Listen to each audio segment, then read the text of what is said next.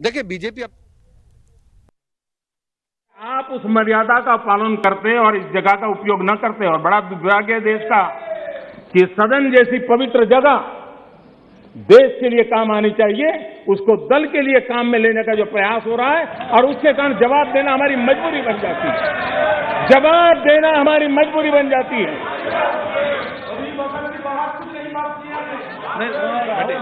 माननीय अध्यक्ष जी, तमिलनाडु आखिर में 1962 में, यानी करीब 60 साल पहले आपको मौका मिला था। तेलंगाना बनाने का श्रेय लेते हैं, लेकिन तेलंगाना बनने के बाद भी वहां की जनता ने आपको स्वीकार नहीं किया। झारखंड का जन्म हुआ, 20 साल हो गए, पूर्ण रूप से कांग्रेस को स्वीकारते नहीं है, पिछले दरवाजे से वो घुसने का प्रयास करते हैं। माननीय अध्यक्ष जी, सवाल चुनाव नतीजों का नहीं है, सवाल उन लोगों की नीयत का है, उनकी नेक दिली का है कि इतने बड़े लोकतंत्र में इतने साल तक शासन में रहने के बाद देश की जनता हमेशा हमेशा के लिए उनको क्यों नकार रही है, और जहां भी ठीक से लोगों ने राह पकड़ ली, दोबारा आपको प्रवेश करने नहीं दिया है। इतना सारा होने के बावजूद भी हम तो एक चुनाव हार जाए ना, महीनों तक न जाने इकोसिस्टम क्या क्या करती है। इतना सारा पराजय होने के बावजूद भी न आपका अहंकार जाता है, न आपकी इकोसिस्टम आपके अहंकार को जाने देती है।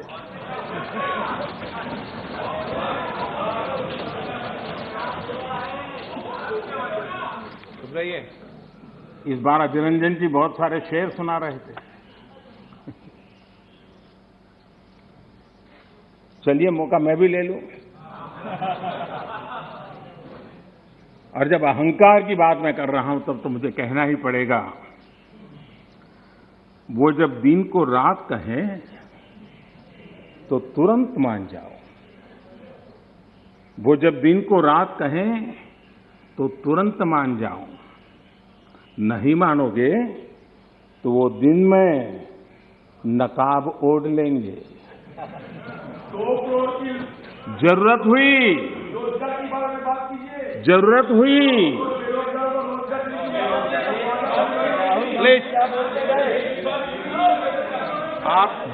हुई तो हकीकत को थोड़ा बहुत मरोड़ लेंगे।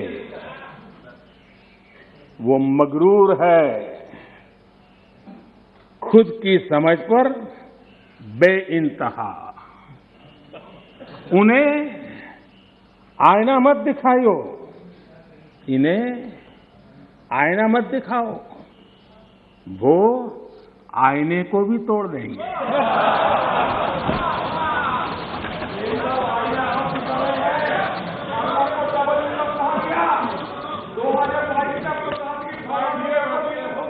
Please please please please please. आदरणीय अध्यक्ष जी, आजादी का अमृत महोत्सव, आजादी के 75 वर्ष में आज देश आजादी का अमृत महोत्सव मना रहा है और देश अमृत काल में प्रवेश कर रहा है। आजादी की इस लड़ाई में जिन जिन लोगों ने योगदान किया, वो किसी दल के थे या नहीं थे, इन सब से परे उठ करके देश के लिए जीने मरने वाले लोग, देश के लिए जवानी खपाने वाले लोग, ये हर किसी को स्मरण करने का, पुण्य स्मरण करने का अवसर है और उनके सपनों को याद करते हुए कुछ संकल्प लेने का अवसर है। आदरणीय अध्यक्ष जी, हम सब संस्कार से, स्वभाव से, व्यवस्था से लोकतंत्र के प्रतिबद्ध लोग हैं और आज से नहीं, सदियों से हैं। लेकिन ये भी सही है, आलोचना ये जीवंत लोकतंत्र का एक आभूषण है। लेकिन अंध विरोध ये लोकतंत्र का अनादर है। सबका प्रयास, इस भावना से भारत ने जो कुछ हासिल किया है, अच्छा होता, उसे खुले मन से स्वीकार किया गया होता, उसका स्वागत किया होता, उसका गौरवगान करते। बीते 2 सालों में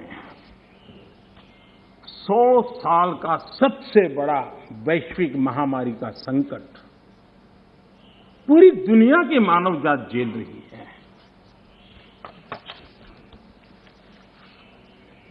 जिन्होंने भारत के अतीत के आधार पर ही भारत को समझने का प्रयास किया, उनको तो आशंका थी, कितना बड़ा विशाल देश, इतनी बड़ी आबादी, इतनी विविधता, ये आदतें, ये स्वभाव,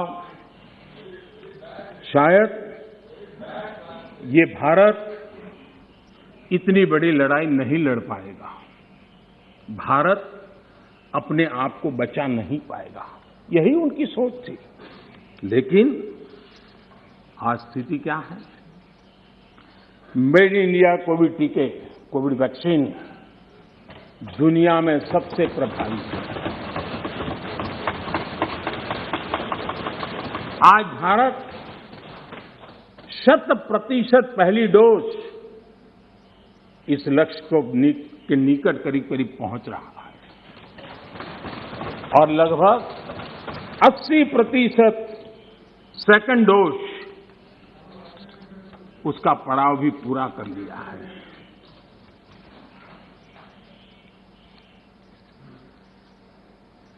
माननीय अध्यक्ष जी, कोरोना एक वैश्विक महामारी थी, लेकिन उसे भी दलगत राजनीति के लिए उपयोग में लाया जाए, क्या ये मानवता के लिए अच्छा है? भारत जैसे, आपको मैं प्लीज